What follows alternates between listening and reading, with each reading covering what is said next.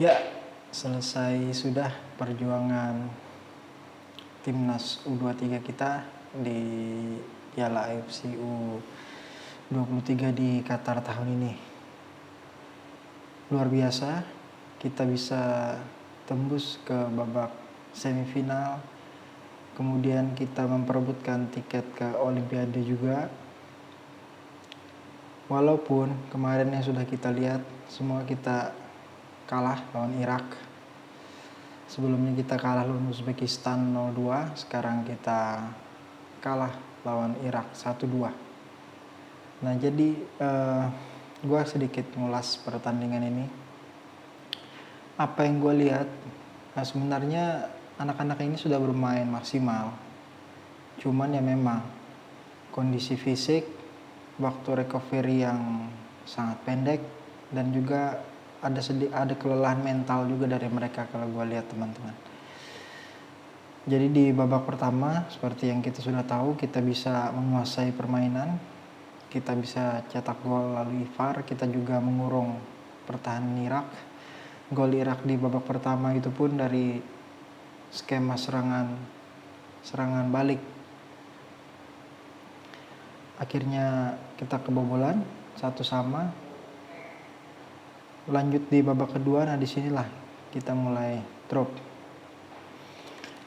Oke, sebelum itu sih, sebelum gua panjang lebar, ini gua mau kasih info dulu formasi yang dipakai STY di pertandingan itu.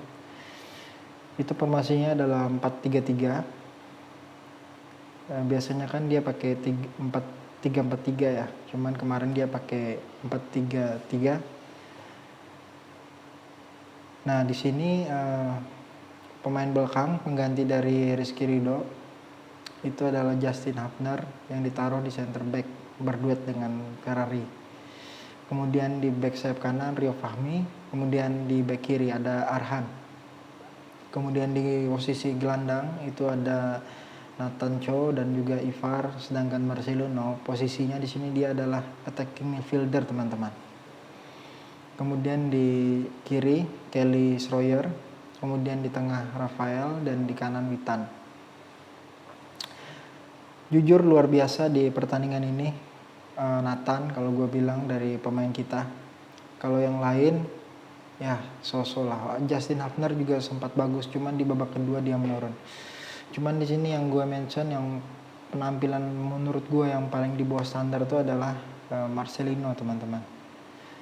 Marcelino ini tadi malam itu kalau gue bilang dia egois banget lah. Jadi banyak momen-momen yang dimana dia harusnya kasih keputusan passing, tapi dia malah coba tembus dribble. Kemudian dia coba syuting saat sudut sempit di sisi kanan kalau tidak salah. Itu bukannya dia umpan tapi dia malah passing. Kemudian juga di sini Rafael Struijk secara umum penampilannya kurang karena ya itu balik lagi teman-teman, pemain depan kita ini suplai bolanya kurang. Karena Marcelino di sini yang seharusnya dia menjadi penyambung daripada lini tengah, tapi dia malah performanya malah drop teman-teman di pertandingan ini. Kelly Schroyer juga beberapa kali kita lihat lakukan penetrasi, cuman belum membahayakan lah pertahanan Irak.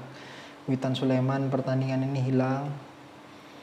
Kemudian untuk di pemain tengah kita Nathan Cho dan Ivar, inilah gue bilang dua pemain luar biasa etos kerjanya. Apalagi di babak pertama, cuman sayang di babak kedua mereka drop juga. Kemudian Arhan main kayak biasa. Dia nih pemain abroad lokal yang menurut gue paling konsisten. Bahkan secara stamina pun gue akuin Arhan ini luar biasa. Endurance ketahanannya teman-teman. Kemudian Rio Fahmi ya, so-so lah Rio Fahmi. Kemudian Muhammad Ferrari dan Justin Hafner. Nah di sini kalau gue lihat sepertinya duet ini masih belum padu teman-teman, karena gol kedua dari Irak itu adalah kalau gue lihat itu ada miskomunikasi sebenarnya dari Justin dan Ferrari. Jadi di mana Justin itu posisinya dia ngelihat ke Ferrari teman-teman. Nah tiba-tiba ada pemain Irak dari belakang muncul rebut bolanya, ya akhirnya itulah kejadian. Kalau gue bilang ini sebenarnya berpotensi untuk duet ini, cuman karena baru mereka ini belum padu. Itu sih yang gua lihat.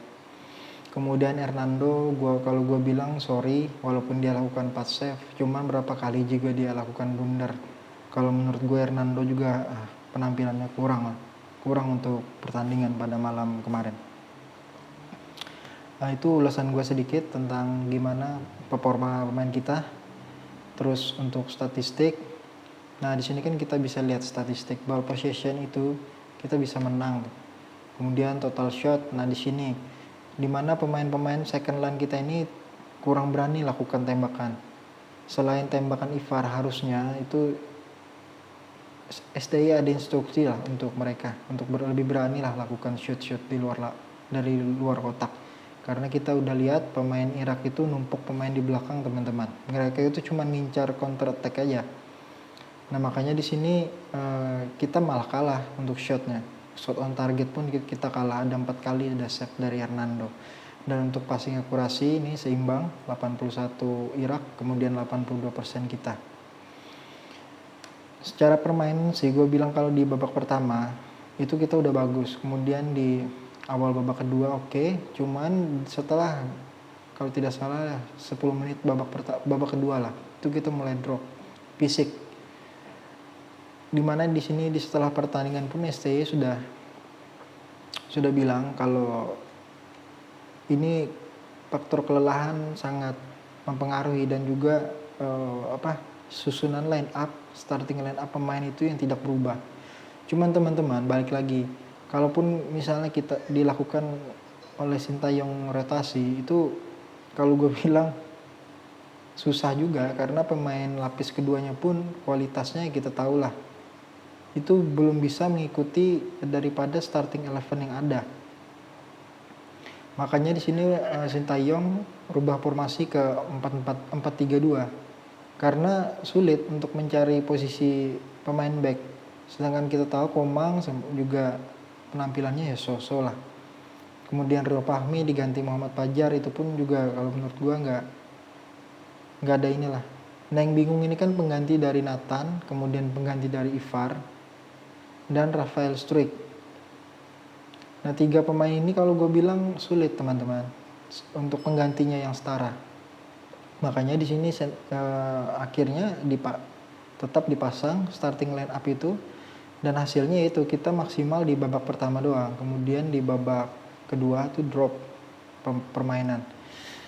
Jadi siapa yang salah ya menurut gue yang nggak ada juga.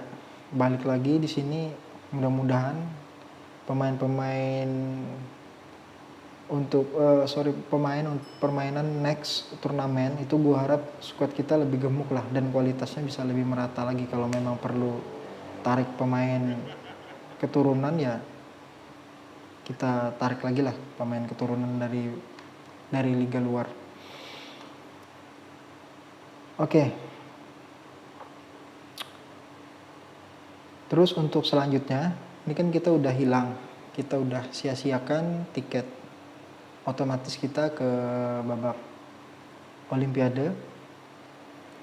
Jadi di next game itu tanggal 9, itu jam 7 waktu Perancis, itu kita akan lawan Guinea. Nah, gue sedikit cari info tentang Guinea ini, teman-teman, ternyata lumayan juga ini tim. Jadi mereka ini rata-rata pemain itu juga abroad. Jadi cuma sedikit yang main di liga lokal, itu rata-rata mereka mainnya di Liga Prancis, kemudian ada di Liga Turki, Liga Yunani juga ada. Rata-rata sih main di Eropa. Nah, ini kalau gue bilang tidak perlulah kita berharap terlalu tinggi, berekspektasi terlalu tinggi. Ya kita doakan yang terbaik aja. Kalau gue lihat sih sebenarnya kalau disuruh memilih Guinea dan Irak, gue lebih memilih lawan Irak, teman-teman. Karena sebenarnya kita bisa ngelawan Irak, lebih bisa ngelawan Irak lah.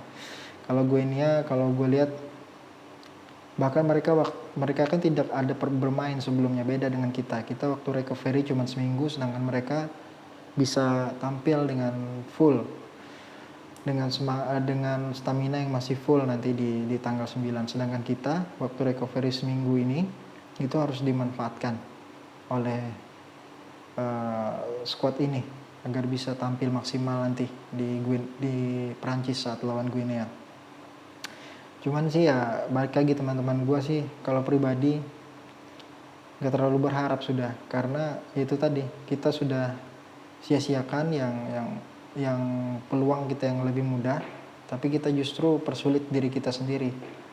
Harus terbang lagi ke Prancis, kemudian harus melawan tim yang secara stamina dan mental itu sedang ibaratnya lebih bagus dari kita lah. Tapi tetap kita doakan aja timnas kita. Nah, untuk Marcelino, ya kalau gue bilang jelek banget dia mainnya tadi malam. Bahkan di Instagram, di medsos itu udah mulai banyak bully-bulian kepada dia. Dan ini juga gue harap teman-teman netizen kita kurangin lah. Kritik itu boleh, tapi kritik itu adalah kritik membangun, bukan kita membuli dia. Karena ini pemain masih muda banget, dia masih berkembang. Cuman kalau dari yang gue lihat, Marcelino ini sepertinya teman-teman itu tidak cocok dimainkan di posisi pemain tengah. Itu yang kalau gue lihat, dia ini lebih cocok main di posisi sayap kiri. Karena beberapa kali Sintayong mainkan dia di posisi tengah itu kurang jalan game plan. Karena kan yaitu Marcelino ini kan suka tahan bola, kemudian dribbling, kemudian mencoba menusuk. Nah ini kalau dia ditaruh di tengah, itu kalau menurut gue kurang jalan, karena akhirnya suplai bola ke pemain depan kita itu kurang. Karena dia fokus untuk show off lah ibaratnya. Oke, untuk Justin Hubner, kan dia ada kartu kuning. Gua belum tahu dia apakah bisa main nanti saat lawan Guinea. Ntar kita ikutin aja update kabarnya. Kemudian yaitu tadi kita harus tetap apresiasi, ini sebuah prestasi. Ini di luar target PSSI. Jadi PSSI itu cuma targetkan di babak 8 besar, dan ternyata kita tembus ke semifinal. Ini luar biasa, walaupun untuk ekstra sedikit kita bisa tembus ke final atau tembus ke Olimpiade. Ini agak sulit karena skuad ini teman-teman sudah, kalau gue lihat itu sudah mentok lah. Mereka ini sudah mentok. Jadi untuk ekstra sedikit itu agak sulit.